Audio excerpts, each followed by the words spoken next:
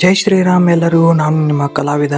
ನಮ್ಮ ಮೈ art journey Kannada ಚಾನೆಲ್ಗೆ ನಿಮ್ಮೆಲ್ಲರಿಗೂ ದೊಡ್ಡ ಶರಣಾರ್ಥಿ. ಇವತ್ತು ನಾವು ಡ್ರಾಯಿಂಗ್ ಪೆನ್ಸಿಲ್ ಅಂದ್ರೆ ಏನು, ಯಾವ ಪೆನ್ಸಿಲ್ ಎದಕ್ಕೆ ಬಳಸಬೇಕು ಅನ್ನೋದು ಎಳೆ ಆಗಿ ಹೇಳ್ತೀನಿ ಬನ್ನಿ. ವಿಡಿಯೋ ಶುರು ಮಾಡೋಕ್ಕಿಂತ ಮೊದಲು ಯಾರು ನಮ್ಮ ಚಾನೆಲ್ ಸಬ್ಸ್ಕ್ರೈಬ್ ಮಾಡ್ಕೊಳ್ಳಿಲ್ಲ ಅಂದ್ರೆ ಈ ಕೂಡಲೇ ಸಬ್ಸ್ಕ್ರೈಬ್ ಮಾಡ್ಕೊಳ್ರಿ. ನಾನು ಈ ವಿಡಿಯೋದಲ್ಲಿ ಏನು ಹೇಳಲು ಬಯಸುತ್ತಿದ್ದೇನೆ ಅಂದ್ರೆ, ಮೊದಲು ನಾನು ಬೇಸಿಕ್ ಪೆನ್ಸಿಲ್ ಬಗ್ಗೆ ತಿಳಿಸಿಕೊಡುತ್ತೇನೆ. ಆನಂತರದಲ್ಲಿ ಹಂತ 1ರಲ್ಲಿ ಯಾವ ಪೆನ್ಸಿಲ್ ಔಟ್ಲೈನಿಂಗ್ ಗೆ ಬಳಸಬೇಕೆಂದು ಹೇಳಿಕೊಡುತ್ತೇನೆ. ಹಂತ 2ರಲ್ಲಿ ಮೀಡಿಯಂ ಶೇಡಿಂಗ್ ಗೆ ಯಾವ ಪೆನ್ಸಿಲ್ ಬೇಕು ಅನ್ನೋದು ಹೇಳಿಕೊಡುತ್ತೇನೆ. ಹಂತ 3ರಲ್ಲಿ ಡಾರ್ಕ್ ಡೀಟೇಲ್ಸ್ ಗೆ ಯಾವ ಪೆನ್ಸಿಲ್ ಬಳಸಬೇಕೆಂದು ಹೇಳಿಕೊಡುತ್ತೇನೆ. ಕೊನೆಯಲ್ಲಿ ಆರ್ಟಿಸ್ಟ್ ಬಳಸುವ ಸೀಕ್ರೆಟ್ ಟಿಪ್ಸ್ ಹೇಳಿಕೊಡುತ್ತೇನೆ. ಆದ ಕಾರಣ ಕೊನೆ ತನಕ ನೋಡಿ. ಸ್ವಲ್ಪ ತಡೀರಿ. ನಿಮ್ಮ ಗೆಳೆಯರ ಬಳಗದಲ್ಲಿ ಯಾರಾದ್ರೂ ಚಿತ್ರಕಲೆಯಲ್ಲಿ ಆಸಕ್ತಿ ಇದ್ದರೆ ಈ ವಿಡಿಯೋ ಅವರಿಗೆ ಶೇರ್ ಮಾಡೋದು ಮಾತ್ರ ಮರಿಬೇಡಿ. ಬನ್ನಿ ವಿಡಿಯೋ ಶುರು ಮಾಡೋಣ.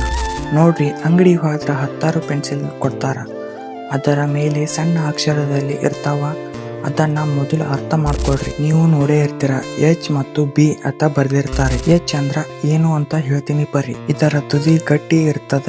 ಇದು ಬಹಳ ತಿಳಿಯಾಗಿ ಬರ್ತದ.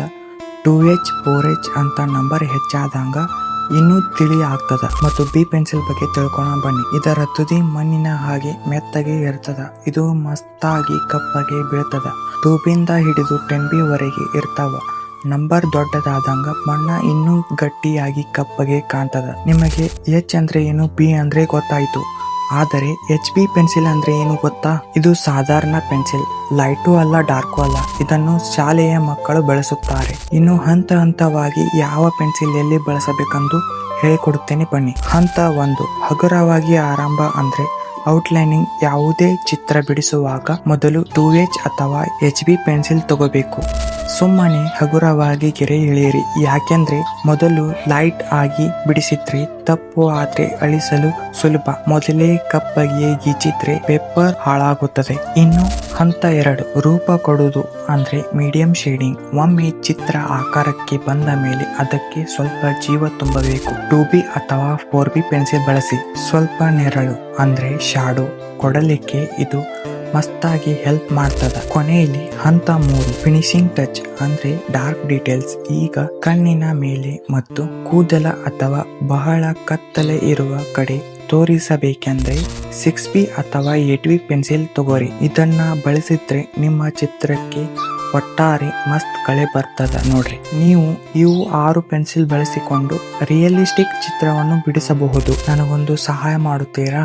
ಅದು ಏನೆಂದ್ರೆ, ನೀವು ಯಾವ ಕಂಪನಿಯ ಪೆನ್ಸಿಲ್ ಬಳಸುತ್ತಿದ್ದೀರಾ ಎಂದು ಈ ಮೂಲಕ ಕಮೆಂಟ್ ಮಾಡಿ. ನಾನು ಹೇಳಿದ ಹಾಗೆ ಕೊನೆಯಲ್ಲಿ ಆರ್ಟಿಸ್ಟ್ ಬಳಸುವ ಸೀಕ್ರೆಟ್ ಟಿಪ್ಸ್ ಗಳನ್ನು ಇಲ್ಲಿದ್ದಾವೆ, ಕೇಳಿ. ಟಿಪ್ 1, ಪೆನ್ಸಿಲ್ ಅನ್ನ ಗಟ್ಟಿಯಾಗಿ ಹಿಡಿಲಿಕ್ಕೆ ಹೋಗಬೇಡಿ. ಸಣ್ಣ ಕೂಸಿನ ಕೈ ಹಿಡಿದಾಗೆ ಹಿಡಿಯಿರಿ. ಆವಾಗ ಗೆರೆಗಳು ಸ್ಮೂತ್ ಆಗಿ ಬರ್ತಾವ. ಟಿಪ್ 2, ಅದು ಏನೆಂದ್ರೆ, ನೀವು ಡ್ರಾಯಿಂಗ್ ಮಾಡುವಾಗ ಕೈ ಕೆಳಗೆ ಒಂದು ಬಿಳಿ ಪೇಪರ್ ಇಟ್ಟುಕೊಳ್ಳ್ರಿ. ಇಲ್ಲ ಅಂದ್ರೆ ನಿಮ್ಮ ಕೈಗೆ ಹಚ್ಚಿರುವ ಪೆನ್ಸಿಲ್ ಮಸಿ ಇಡೀ ಡ್ರಾಯಿಂಗ್ನೇ ಹಾಳು ಮಾಡಬಹುದು. ನೋಡ್ರದಲ್ಪ, ಇಷ್ಟೇ ಈ ಪೆನ್ಸಿಲ್ ಕತೆ. ಇವತ್ತಿನ ಈ ಮಾಹಿತಿ ನಿಮಗೆ ಇಷ್ಟ ಆದ್ರೆ ಮೈ ಆರ್ಟ್ ಜರ್ನಿ ಕನ್ನಡ ಚಾನಲ್ಗೆ ಸಬ್ಸ್ಕ್ರೈಬ್ ಆಗಿ ಶೇರ್ ಮಾಡಿ. ಮುಂದಿನ ವಿಡಿಯೋದಲ್ಲಿ ಸಿಗೋಣ. ಜೈ ಶ್ರೀರಾಮ್.